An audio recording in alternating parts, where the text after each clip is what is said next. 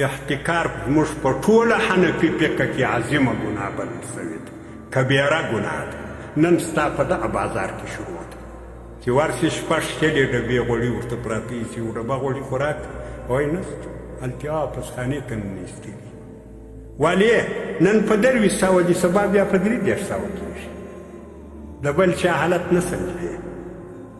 دا په دغه کلات بازار کې دا سپېره دا جنت هم په ټیکه دی اخیستی دی چې تجار دی کې ملا صاحب خو یې څه کوي، ملا صاحب خو یو مخ د جنت د دروازې دروازهوان دی.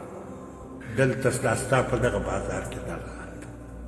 ملایانو به ویلي، رادیوګانې کې دا خبرې وسوې، ملایانو وکړې، شاید فیسبوک کې به څه وي چې دا ګناه ده، کبیره ده، لو عظیمه ګناه ده، د هېچا غوږ ته نه رسېږي. وایي موقع راغلې ده، بل دې له لوږې مردار سي چې ما ته څه په لاس راسي. نو